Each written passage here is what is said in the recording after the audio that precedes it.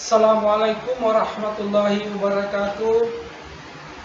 Alhamdulillah, kita kembali bersua melalui pembelajaran daring, melalui video pembelajaran ini.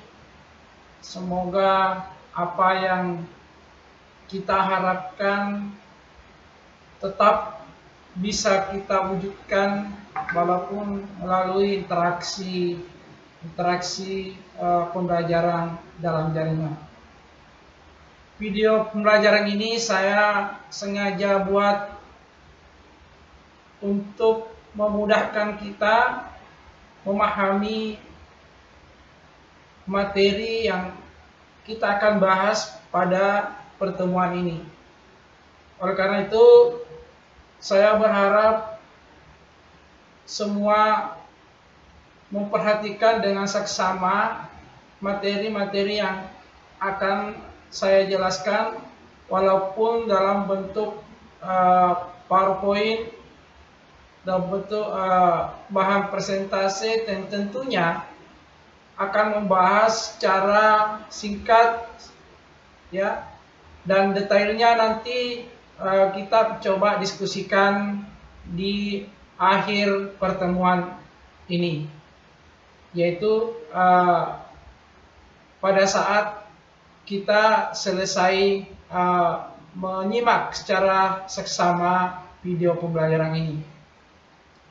Adapun materi yang akan kita diskusikan bersama yaitu pembelajaran interaktif.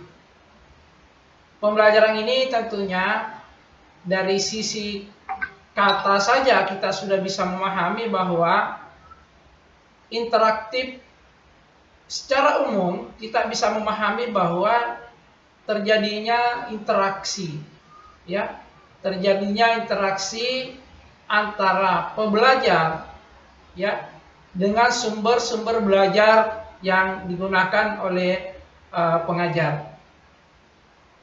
Oleh karena itu, dimohon dengan sangat supaya presentasi yang akan saya bawakan ini betul-betul diperhatikan dengan baik. Ya, baik, kita memasuki presentasi dari materi pembelajaran interaktif. Baik, sekarang kita akan membahas salah satu materi di mata kuliah strategi pembelajaran, yaitu pembelajaran interaktif.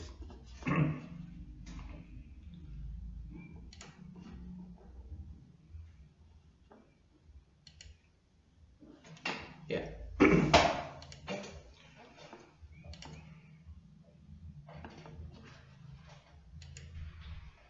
Nah, yang perlu kita pahami adalah bagaimana setting pembelajaran interaktif. Nah, di dalam pembelajaran interaktif tentunya kita tidak bisa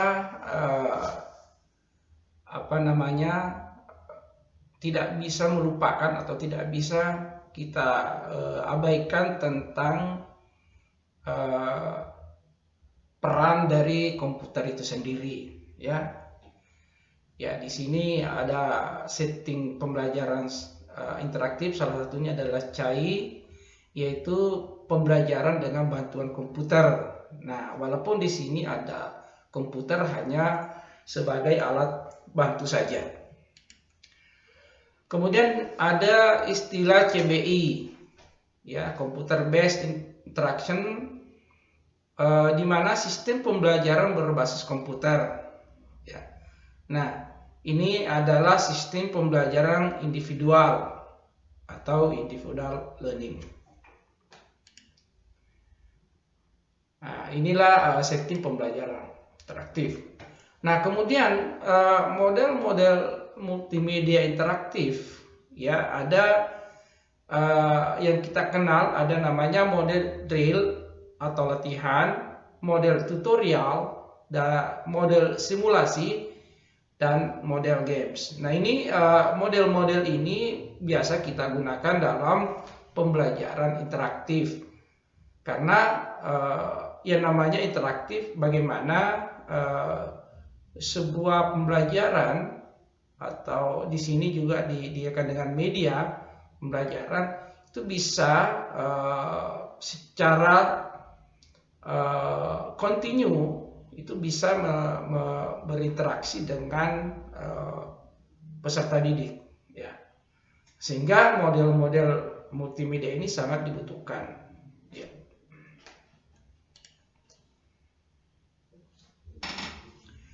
Nah, kita mencoba melihat model drill, ya, di model multimedia interaktif. Nah, salah satu model pembelajaran interaktif yang berbasis komputer, ya, yang bertujuan memberikan pengalaman belajar yang lebih konkret melalui penyediaan latihan-latihan soal. Nah, ini juga untuk bagaimana melihat hasil dari sebuah proses dengan menguji penampilan siswa melalui kecepatan menyelesaikan soal-soal latihan yang diberikan oleh program. Nah, ini model drill. Ya, ini biasanya bagaimana melihat, mengevaluasi, melihat keberhasilan sebuah proses. Nah, ini disebut dengan model drill. Kemudian adapun tahapan-tahapan dari model drill ini, yang pertama, penyajian masalah-masalah dalam bentuk latihan soal pada tingkat tertentu dari penampilan siswa. Kemudian siswa mengerjakan soal-soal latihan. Ini adalah tahapan-tahapannya. Kemudian program merekam penampilan siswa, mengevaluasi, kemudian memberikan feedback atau umpan balik, ya. Nah, jika jawaban yang diberikan siswa benar, program menyajikan soal selanjutnya. Dan jika jawaban siswa salah, program menyediakan fasilitas untuk mengulangi latihan atau remedial. Tentunya dapat diberikan secara parsial atau pada akhir keseluruhan soal. Ini adalah tahapan-tahapan atau sintaks dari sebuah model drills.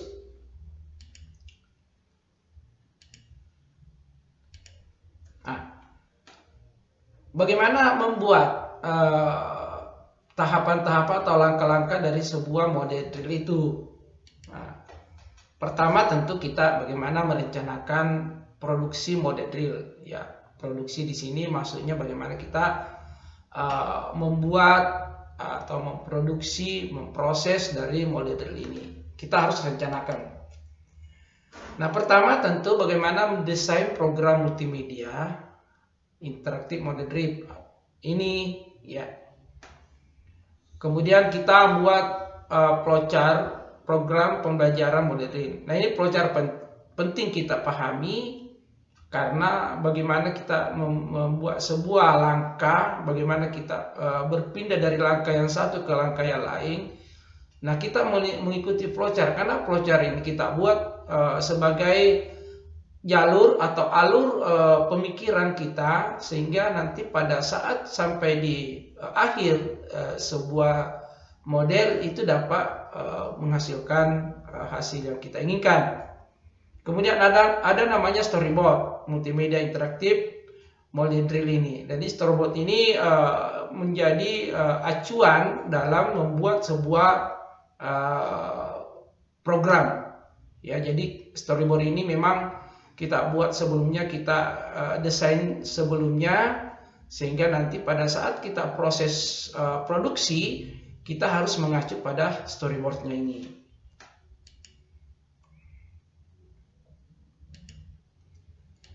Nah, ya, adapun tahapan dari model drill ini adalah pengenalan, ya, yaitu pengenalan introduction, yang meliputi tahapan-tahapannya adalah tentu ada judul program, ya, title pack.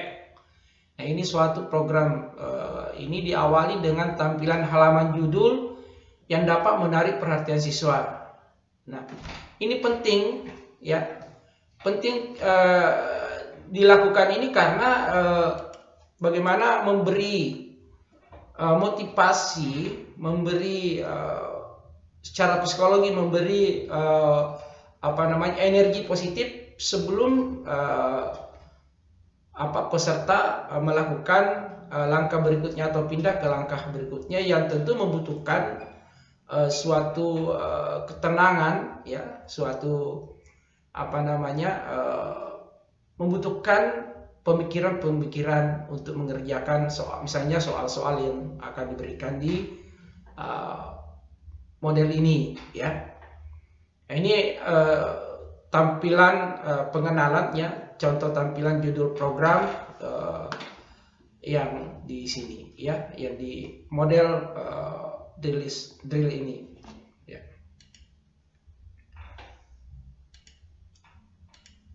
Nah, kemudian setelah di awal, ya, ada pendahuluan, ini ada, kemudian masuk di penyajian tujuan pembelajaran, ya.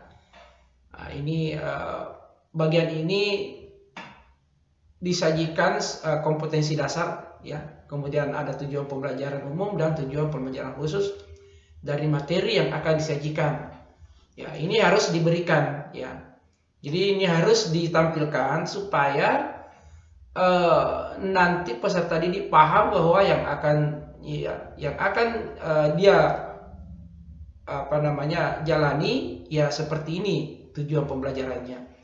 Sehingga apa yang ada di sini, ya, ini menjadi tagihan dari sebuah proses nantinya. Ini peserta didik sudah paham bahwa inilah yang menjadi tujuan dan inilah menjadi hal yang harus dikuasai, karena nanti evaluasinya juga akan seperti ini.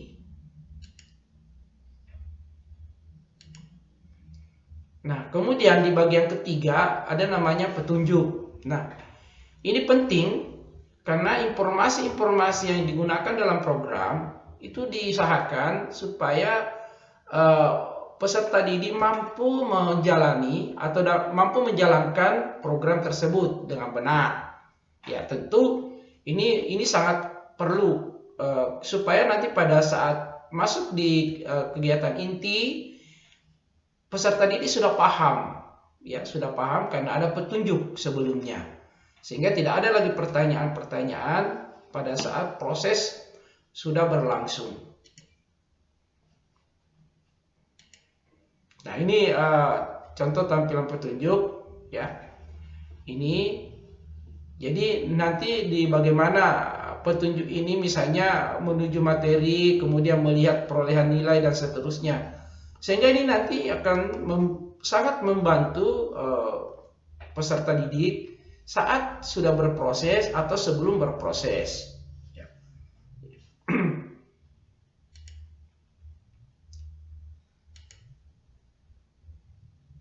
Nah, kemudian, setelah itu kemudian langkah berikutnya adalah penyajian informasi. Nah, penyajian informasi ini tentu sudah masuk di inti, ya, di mana model penyajian model drills ini adalah, ya, merupakan bentuk penyajian informasi yang telah dibuat. Nah, ini biasanya mempergunakan informasi visual, tentunya selain teks, ya, seperti gambar, grafik, foto, dan image, ya, image yang dianimasikan, ya, karena ya namanya interaktif, ya, harus paling tidak unsur-unsur yang ada di sini itu tergambar atau tergambar dalam visual tadi, ya, visual yang akan disajikan tadi, sehingga di sini harus paling tidak dianimasikan. Contoh, nah, ini misalnya bagaimana supaya visual yang tampil di sini betul-betul memberi pemahaman atau membawa peserta didik untuk paham apa yang akan diajarkan, ya, apa yang akan diperoleh di materi ini, ya, di sajian ini, ya, sehingga betul-betul akan fokus dengan visual yang disajikan itu, karena di situ ada interaktifnya. Nah, kemudian, ini yang perlu adalah panjang teks dari penyajian itu. Nah, terkadang memang ini menjadi kendala karena biasanya orang membuat teks di sajian visual itu hampir sama dengan yang ada di buku teks. Nah, ini yang kadang siswa peserta didik agak bosan atau menjadikan siswa tidak rileks dalam mengikuti pembelajaran interaktif itu, ya, karena panjang teks dalam program itu betul-betul panjang dan harus membutuhkan waktu lama untuk dibaca, sehingga ini harus dibuat singkat dan padat, ya, sehingga ini untuk memberikan tambahan frekuensi interaksi siswa. Nah, juga harus memperlihatkan bahwa antara teks, gambar yang disajikan itu harus seimbang, ya, harus seimbang. Nah, kemudian setelah teks tadi kita coba grafik dan animasi. Nah, ini pembuatan grafik dan animasi ini untuk menambah pemahaman siswa terhadap materi. Biasanya tampilan atau sajian dalam bentuk gambar, ya, membantu peserta didik untuk memahami. Ini lebih efektif sehingga daya tarik siswa untuk mengikuti materi itu sangat sangat besar, sehingga diharapkan nanti daya serapnya juga akan lebih besar.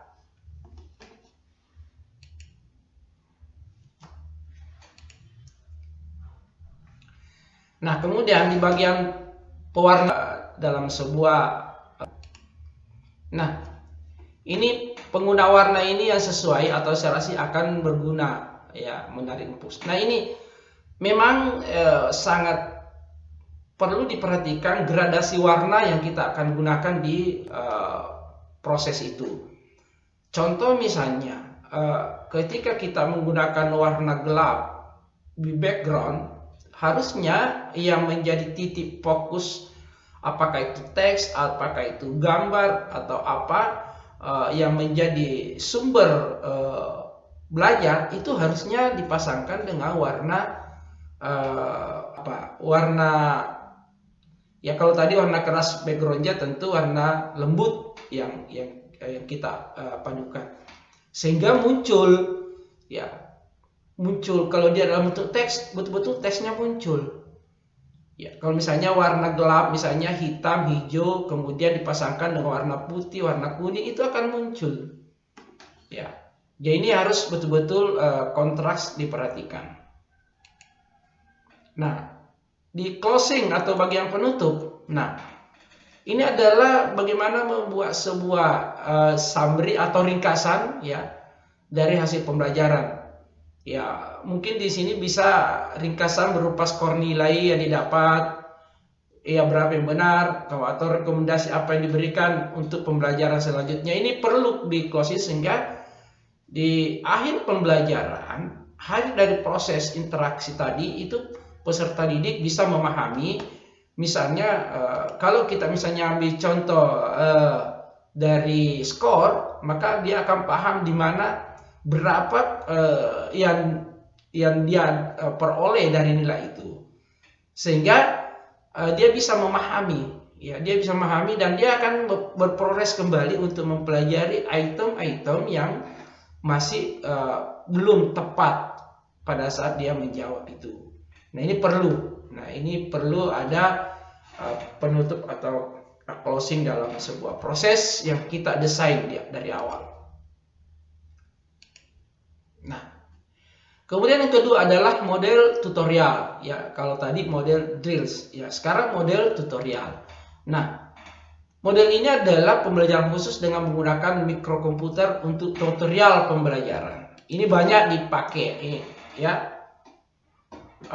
Tutorial ini sangat penting karena ini membantu peserta didik untuk melakukan aktivitas tertentu.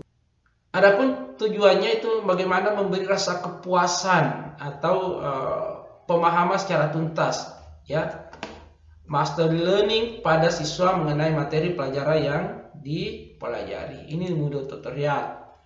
Nah, adapun identitas dari model ini adalah yaitu pengenalan, penyajian informasi, pertanyaan dan respon jawaban, penilaian respon, pemberian feedback tentang respon, pengulangan, segmen pengaturan pembelajaran, dan penutup. Bagian penutup ini identitas dari tutorial. Ya, ini perlu dipahami karena item ini harus muncul di model ini.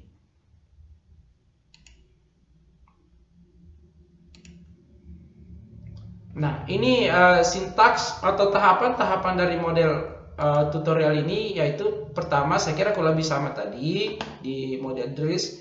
Yang pertama adalah penyajian informasi, kemudian pertanyaan dan respon, kemudian penilaian respon, kemudian feedback atau pemberian balikan respon, ya, pengulangan remedi, ya. Kemudian segmen pengaturan pelajaran, dan ya saya kira ini dari langkah-langkah tutorial tadi. Nah, selanjutnya kita lihat ya, langkah-langkah itu bagaimana mendesain produksi model. Saya kira sama. Kemudian apa bagian dari rencana itu, kemudian yaitu pertama desain program multimedia interaktif model tutorial, kemudian buat flowchart, storyboard, ya, kemudian tahapan produksinya kurang lebih sama di drill tadi, ya, kurang lebih sama. Saya kira ini harus diikuti langkah-langkahnya, tahapan-tahapannya untuk betul-betul supaya betul-betul ini bisa memberikan sebuah interaksi, ya, sebuah interaksi yang bisa memudahkan peserta didik memahami materi yang akan kita sampaikan, yang menjadi tujuan dari proses pembelajaran itu sendiri, ya. Jadi ini harus di tahapan ini harus diikuti, ya. Saya kira semua model kurang lebih proses atau langkah-langkahnya seperti ini. Tapi ada yang mencirikan. Kalau model drills, kemudian ada model tutorial. Saya kira kalau lebih sama, hanya ada ciri dari model itu.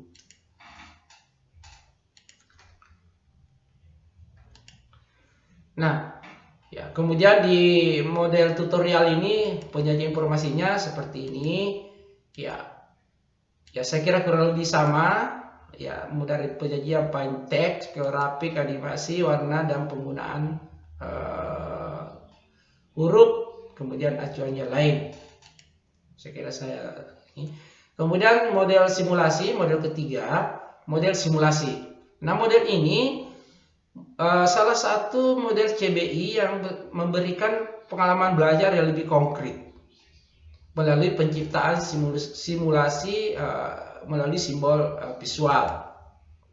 Nah, tahapan-tahapannya juga sama ini dengan model sebelumnya, yaitu pengenalan, penyajian informasi. Ya, tentu di sini di penyajian informasinya ada simulasi 1, simulasi 2, dan seterusnya. Karena ini nanti memberikan pengalaman belajar yang konkret.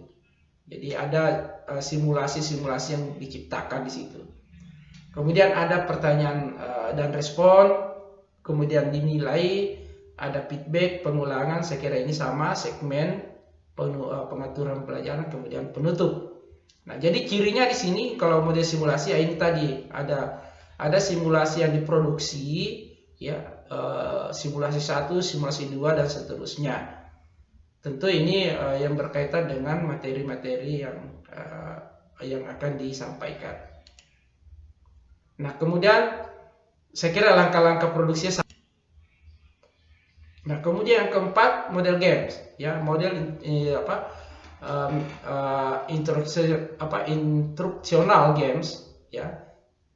Ini juga kurang lebih sama dengan model-model sebelumnya, cuma ini permainan, ya, model permainan berbasis komputer.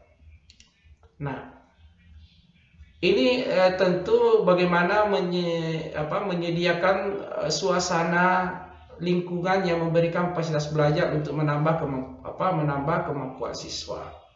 Ini model dari tujuan dari model games ini. Nah, saya kira ini komponen dasarnya itu pembangkit motivasi dengan memunculkan kompetensi untuk mencapai sesuatu. Saya kira ini games ini. Kemudian karakteristik model ini saya kira ini tahapan pembuatan, ya. Tahapan pembuatan dari model ini, model MIG ini adalah bagaimana setiap permainan harus memiliki tujuan, ya.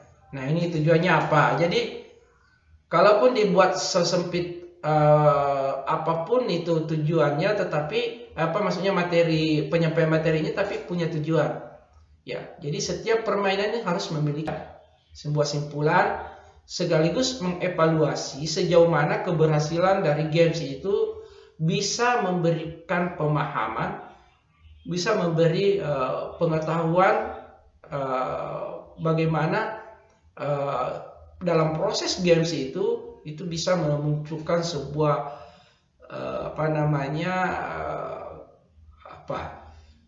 daya serap, ya, daya serap dari peserta itu bisa betul-betul dia bisa memahami dengan permainan ini,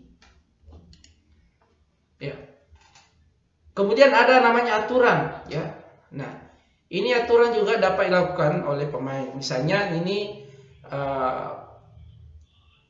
aturan itu bisa berubah selama hal tersebut untuk menghindari kelemahan-kelemahan yang terjadi dengan aturan tersebut dan untuk membuat permainan itu lebih menarik. Nah, terkadang aturan-aturan itu bisa kita merubah, tetapi tentu dalam konteks bagaimana supaya permainan itu lebih menarik, ya. Itu bisa, aturan-aturan itu bisa kita coba modifikasi. Nah, kompetisi. Nah, di sini kompetisi perlu. Nah, seperti misalnya menyerang lawan, melawan diri sendiri, melawan kesempatan atau waktu yang telah ditetapkan. Ya, ini ada kompetisi di sini.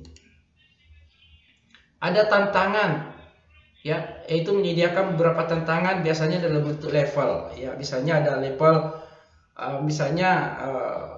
setelah kita misalnya siapa yang bisa melewati tahapan ini, ya, itu dikasih level naik misalnya ke level berikutnya dan seterusnya, sehingga nanti ada reward di akhir. Siapa yang mungkin kalau ini misalnya ada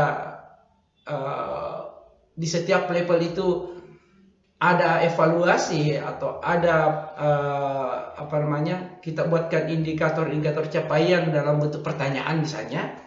Kalau misalnya di dalam ini tuh ada yang bisa menyelesaikan pertanyaan, jawabannya lebih cepat, dia akan pindah ke berikutnya. Dan nanti di akhir itu coba kita lihat di level-level berapa, ya, yang misalnya yang memenuhi kendala untuk semua peserta atau sebagian besar peserta tidak bisa melewati level itu, dan itu menjadi bahan evaluasi buat perencanaan di awal lagi. Kemudian ada namanya hayalan. Nah, ini imajinasi, tentu kita selalu menghayal untuk memunculkan imajinasi. Tentunya ini bagaimana memberikan motivasi kepada pemain. Ini harus, ya, karena setiap aturan, setiap permainan atau game itu tentu ditentukan oleh pesertanya. Ya, jadi memang setiap kelompok itu berbeda-beda, sehingga memang kita harus betul-betul interaktif, betul-betul mendesain, merencanakan sebuah model games ini untuk bisa dilakukan atau bisa dijalani oleh semua peserta didik. Kemudian ini ada security-nya, ada keamanan. Ya, ini harus ini karena ada beberapa, misalnya kalau misalnya di bidang-bidang tertentu ya ada menggunakan kontak fisik, ya. Ya, ini harus mungkin kalau di keteknikan ketika misalnya game itu menggunakan peralatan-peralatan yang berbahaya, ya ini perlu tentu ada security, ada keamanan, ya. Ya, misalnya setiap itu ada K3-nya misalnya, ya. Tentu ini adalah hiburan. Nah, ya namanya games, kalau ketika tidak menghibur ya memang nggak susah untuk menimbulkan sebuah menimbulkan motivasi peserta didik. Mesti harus enjoy, mesti harus terhibur, ya, supaya betul-betul bisa bisa menimbulkan motivasi kepada peserta didik. Ini perlu. Nah, ini langkah-langkah atau tahapan-tahapan pembuatan dari model MIG, ya, model instruction games ini. Jadi mulai dari tujuan, aturan, kompetisi, tantangan, khayalan, keamanan, kemudian ada. Nah, kemudian apa tujuan dari instructional game ini? Nah, selain digunakan untuk mengajar, permainan juga dapat digunakan untuk memperoleh beragam informasi, misalnya fakta, prinsip, proses, struktur dan sistem yang dinamis. Nah, kemudian tujuan lainnya adalah bagaimana bisa memecahkan masalah, bagaimana dia bisa mengambil sebuah keputusan, dan yang paling penting di sini adalah kemampuan sosial, kemampuan berkomunikasi. Ya, tentu di sini dimunculkan yang namanya sikap, etika, ya. Kemudian beragam kemampuan insidensial seperti kompetisi yang alami dan bagaimana siswa bekerja sama. Ini penting karena sebuah proses, ya, sebuah tujuan ketika hendak dicapai ada yang bisa dikerjakan secara individual, tetapi biasanya kalau kita membuat dalam bentuk games itu biasanya yang dibutuhkan adalah kerjasama untuk mencapai sebuah tujuan, sehingga nanti semua dapat memahami sebenarnya bagaimana pentingnya kerjasama. Nah, itu biasanya didesain untuk menggunakan model ini. Nah, adapun bagian atau komponen, ya saya kira kurang lebih sama. Ada pendahuluan, ya, kemudian di dalam pendahuluan ini ya ada namanya tujuan, aturan, dan petunjuk bermain. Kemudian di bagian isi dari games ini adalah ada skenario. Jadi betul-betul kita skenario-nya harus didesain di awal. Kalau skenario-nya bisa kita buat sederhana mungkin dan mudah dipahami, saya kira di dalam proses pembuatan interaksi gamenya ini itu bisa lebih mudah. Ya, ada namanya tingkatan realita. Nah, ini dilihat kemampuan yang menjadi objek dari game ini, kemudian pelaku permainan, nah kemudian ada peran permainan, role of the players, kemudian ada namanya tantangan, ada rasa ingin tahu penyaji, kompetisi alamiah, hubungan bermakna antara pemain dan pembelajaran, dan bagaimana pokoknya di akhir itu ada namanya menang atau kalah, ya. Ya, ini menjadi hal yang harus kita betul-betul perhatikan.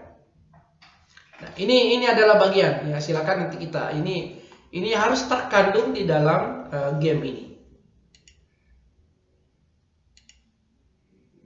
Nah, terakhir kemudian ada namanya penutup ya.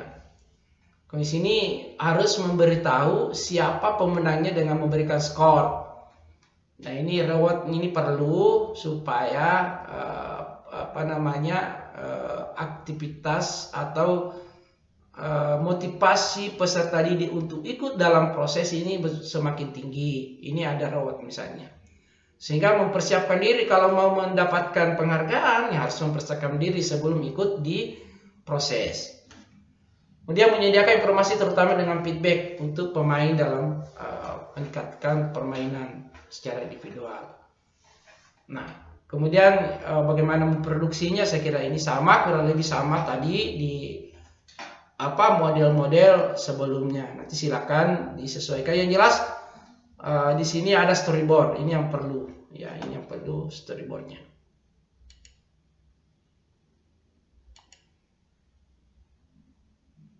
Ya, saya kira ini sama, ya kurang lebih sama. Silakan proses produksinya seperti yang disampaikan sebelumnya. Ya. Nah, di sini di dalam penutup ini pemain dibawa untuk memilih melanjutkan permainan atau mengakhiri permainan. Ya. Nah, tinggal nanti di aplikasi itu nanti ada di tombol ya, ada tombol di situ button atau tombol keluar quit dengan tentu saya kira umum pertanyaan ya.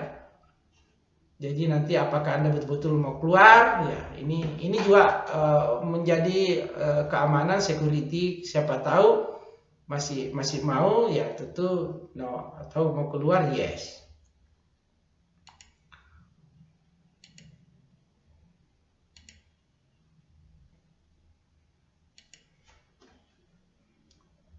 Baik, saya kira itu materi kali ini tentang pembelajaran pembelajaran interaktif.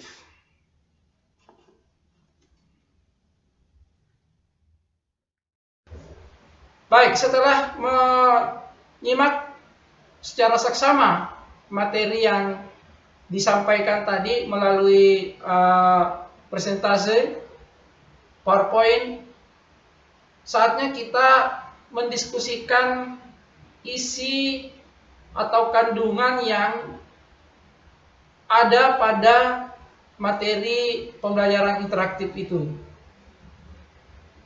Artinya, apakah pembelajaran interaktif yang didesain dalam pembelajaran itu bisa menjadi media untuk mentransfer keilmuan atau mentransfer informasi yang dibutuhkan oleh peserta didik. Oleh karena itu, mari kita sama-sama mendiskusikan agar kompetensi ini bisa lebih dipahami, lebih detail konsep-konsep yang akan kita diskusikan, ya. Oleh karena itu, dimohon semua berpartisipasi dalam memberi umpan balik feedback dari tema-tema yang akan kita diskusikan. Baik, saya kira itu mari kita sama-sama diskusikan dan membuka tema diskusi pada room aplikasi pembelajaran yang selama ini kita gunakan di proses pembelajaran. Terima kasih. Selamat berdiskusi. Wassalamualaikum warahmatullahi wabarakatuh.